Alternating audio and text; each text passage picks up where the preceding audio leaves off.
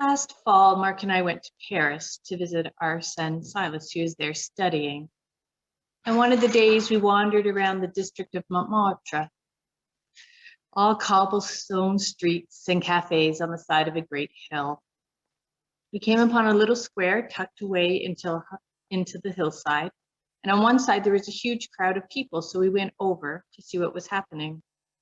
And against one of the walls of the old buildings was a tall black wall, and people were standing in clusters, staring at the wall, then breaking out into grins, talking and laughing, pointing and taking so many selfies. And the wall was covered in words in hundreds of languages, words all saying the same thing over and over again. Ahal kita, seni seviorum, ti quiero, je t'aime, I love you. This wall of love was created by an artist who many years ago collected the words I love you in as many languages as possible. The day we were there were people from all over the world searching for their language and squealing with joy when they found it.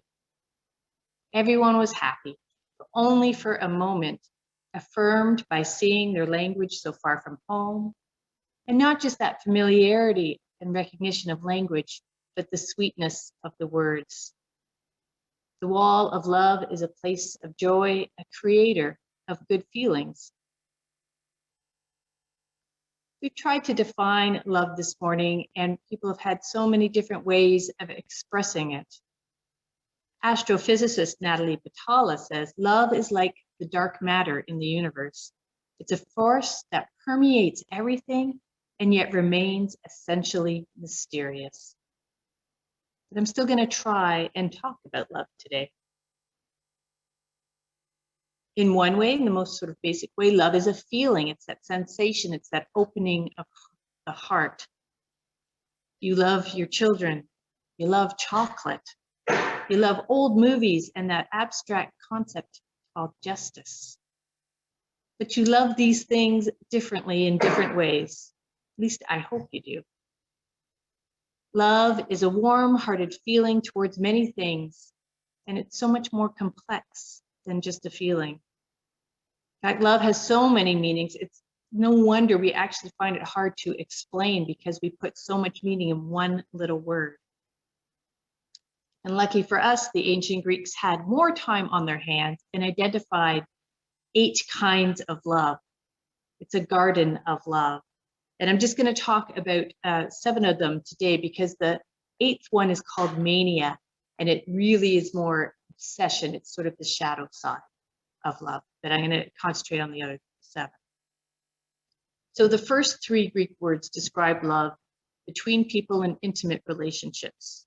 There's ludus, which is playful love, flirting and fun, that delight of a new connection.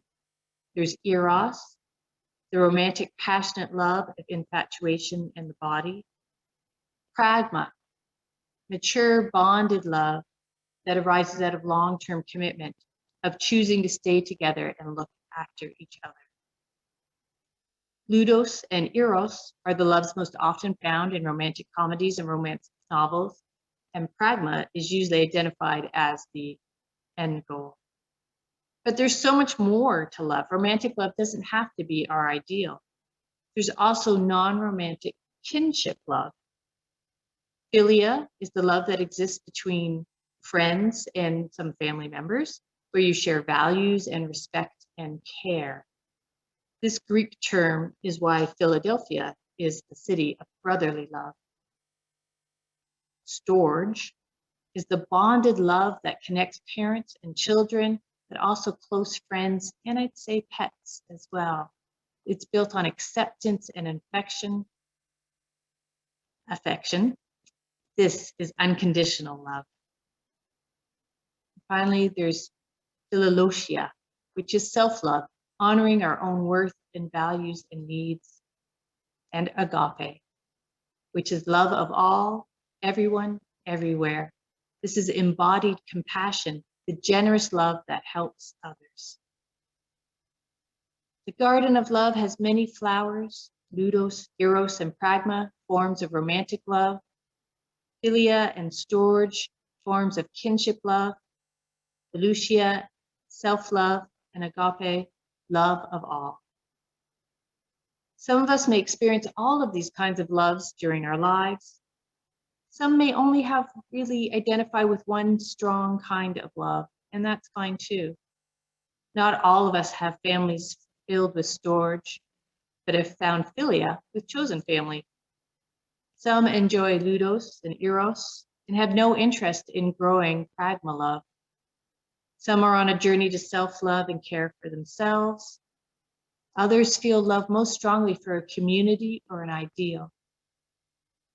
Whoever you love, however you love, I hope you have at least experienced one of these loves strongly and intensely and joyfully. Only you know what kinds of loves are your kind of love. It doesn't matter what type of love you have in your life.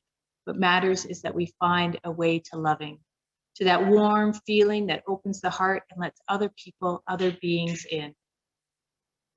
Where does your love bloom best? What types of love blossom in your garden of love? In the garden of love are many flowers, the romantic love of playful ludus, passionate eros, committed pragma, the kinship love of friendly philia or accepting storge, the self-love of Lucia, and the selfless love of agape. These are categories of love, ways of describing a feeling of love, how it's directed and how it's connected to others. It's part of what is love. But how do we live love? Because it's more than the way we feel about others. The words "I love you" are empty if they're not reinforced by caring action. The garden needs tending. Neglected, plants wither and disappear or grow out of control, overwhelming the rest. So the act of love is caring, treating others with compassionate kindness. Love is empathy and help. To love is to place another's well-being as high as your own. And so we see love in small, everyday actions, in the friend that drives us to the hospital and calms our fears, the parent who patiently comforts a crying child, the cousin who sits down and truly listens to what we're saying. Anais Nin says, "What is love but acceptance of the other, whatever they are?" And I think it's fair to say that most of us want to be accepted and affirmed as we are, to feel held by love's kind actions. And I think it's fair to say that most of us find it hard, at least at times, to be in a state of love, to be accepting and affirming of others. Many years ago, there was a movie called Marvin's Room, and it's about two sisters whose lives diverged long ago. Bessie stayed home to care for their father, who's been bedridden for 20 years with a stroke. Her sister Lee returns home when Bessie calls for help, having been diagnosed with cancer. And the central image of the movie is one of dancing light. Every day, Bessie sits with her father and uses a mirror to reflect the light of a lamp. The circles of light shimmer and bounce around the walls and the ceilings, and the father smiles with delight. One night in the kitchen, Bessie looks at Lee and says, "Lee, I've been so lucky. I've been so lucky to have Dad and Ruth.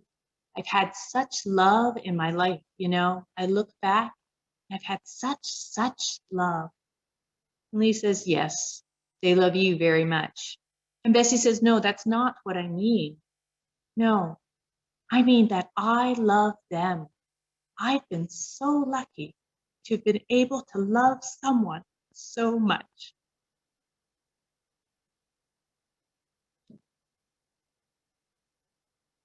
I've been so lucky to have been able to love someone so much.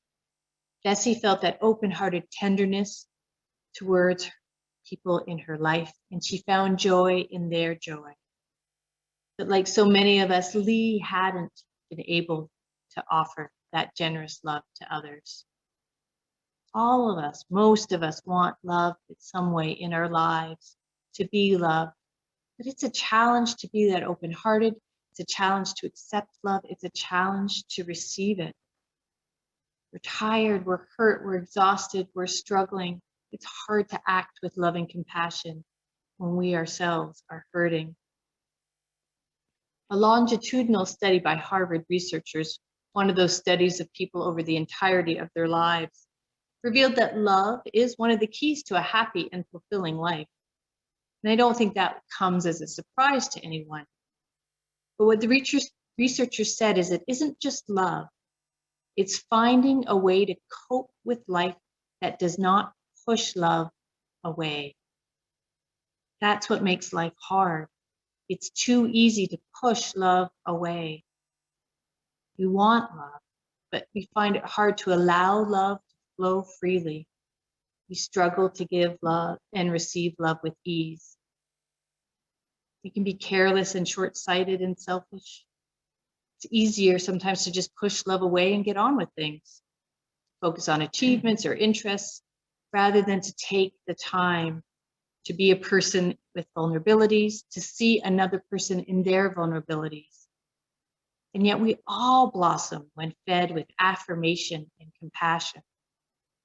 Happy and beloved and loving people aren't trolling others on the internet. They're not hating others for being different. So yes, it takes time and effort and energy to tend to love, but it's worth that time and effort and energy. American Buddhist Sharon Salzberg says, real love comes with a powerful recognition that we are fully and alive and whole despite our wounds or fears or loneliness. It's a state where we allow ourselves to be seen clearly by ourselves and by others. And in turn, we offer clear seeing to the world around us. It is a love that heals. So may we find ways to tend to our garden. Love in our hearts, find ways to see clearly and be seen. Find ways to allow love to flow, to be loving through pairing action, to be fully alive. That's my hope for all of us. So say we all.